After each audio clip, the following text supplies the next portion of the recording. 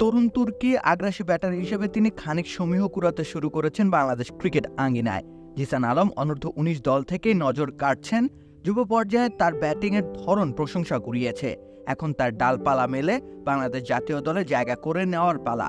সে রাস্তায় যেন রয়েছেন জিসান। বাংলাদেশ হাই পারফরম্যান্স ইউনিটের হয়ে তিনি খেলছেন টপ এন্ড টি-20 সিরিজ। অস্ট্রেলিয়ার মাটিতে পেসবান্ধব উইকেটে দারুণ এক ইনিংসের উপহার দিয়েছেন তরুণ এই ব্যাটার।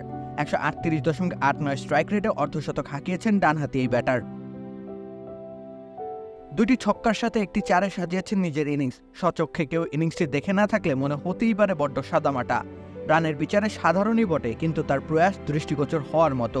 তিনি আপ্রাণ চেষ্টা চালিয়েছেন বড় শট খেলার। প্রতিপক্ষ অস্ট্রেলিয়ান ক্যাপিটাল টেরিটরির বোলারদের উপর চড়াও হতে চেয়েছেন, কিন্তু পুরোপুরি সফল হতে পারেননি জিসান। 36 বলে 50 রানের এই ইনিংস খেলার পথে অতিরিক্ত বাউন্সের মোকাবেলা করতে হয়েছে তাকে। খামেরা তো দাগ হয় কিভাবে? এই যে ভাবি, দাগও যাবে রাগও যাবে, নিন চাকা সুপার হোয়াইট। সাধারণত উপমহাদেশের উইকেটে খুব বেশি বাউন্স থাকে না। অস্ট্রেলিয়া আর বাংলাদেশের উইকেটের মধ্যে নিশ্চিত রূপেই রয়েছে বিস্তর ফারাক। যুব বিশ্বকাপের পর প্রথমবারের মতো জিসান সুযোগ পেয়েছেন প্রতিকূল পরিবেশে খেলার। তাই তো একটি ইনিংস দিয়ে তাকে এখনই মূল্যায়ন করবার সময় আসেনি। এমনকি বাংলাদেশ এইচপির হয়ে প্রথম সফরেই তিনি সবকিছু ওলটপালট করে দেবেন সেটা ভাবাও ভুল। তবে তার চেষ্টা সহজে পরিলক্ষিত হয়, তার সাহসী মনোভাব প্রকাশিত হয় 22 গজে। সেটাই বরং আশার সঞ্চার ঘটাচ্ছে। তিনি উইকেটে থিতু হয়ে কচ্ছপ গতিতে রান তোলায় বিশ্বাসী না, বরং তিনি যতক্ষণ থাকবেন ততক্ষণ আক্রমণ করতেই স্বাচ্ছন্দ্য বোধ করেন। ঠিক এখানেই বাকিদের থেকে আলাদা জিসান।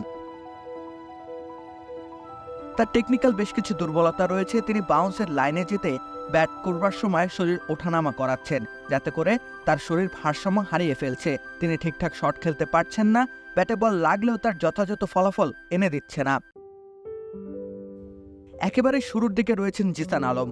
ক্যারিয়ারের শুরুর দিকেও তিনি ব্যাটে রান পাচ্ছেন, তা নিশ্চিত রূপেই তাকে আত্মবিশ্বাসী করবে। তবে আত্মতুষ্টি হওয়ার মতো কিছুই এখনো করেননি জিসান। আফতাব আহমেদের পর নির্ভয়ই একজন ব্যাটার পাওয়া যাবে এই ধারণা করছেন অনেকেই। সে প্রত্যাশা পূরণের জন্য জিসানকেই হতে হবে অগ্রগামী ও পরিশ্রমী। রাকিব হোসেন রুম্মান, খেলা 71।